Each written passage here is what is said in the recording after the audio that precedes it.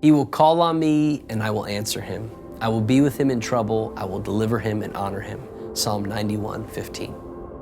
So the other day I woke up and from the start, it felt like I was in a cyclone, a twister of thoughts and hypotheticals, a tornado of circumstances and choices, the windy forces of exhaustion and responsibilities.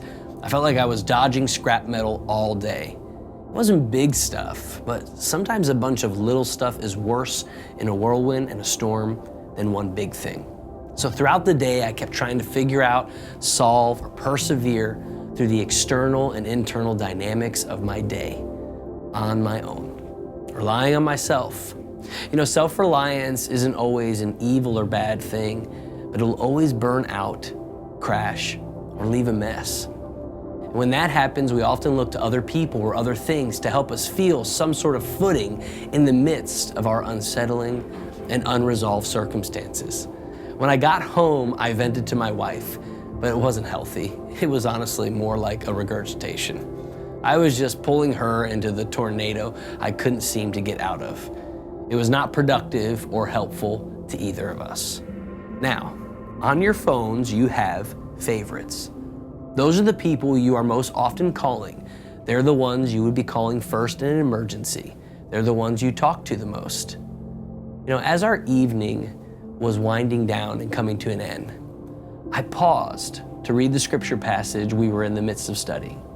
Sure enough, it was Psalm 91:15, where God is talking to us as humanity and says, "He will call on me and I will answer him."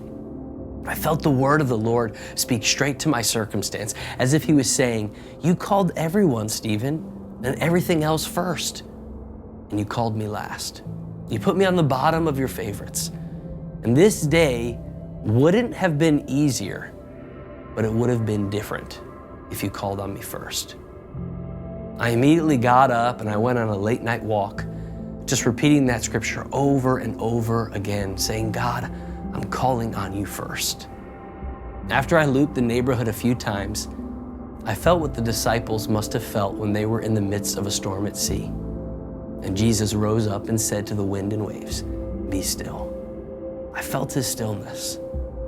The scripture says he will call on me and I will answer him. I will be with him in trouble. I will deliver him and honor him.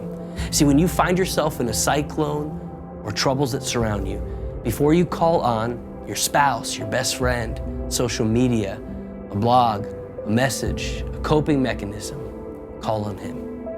When you do, and you do it, it doesn't mean that the troubles will just vanish.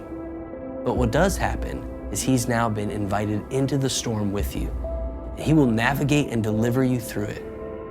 May he be our first. He'll pick up, he'll answer, and he will show up. We just have to call on him.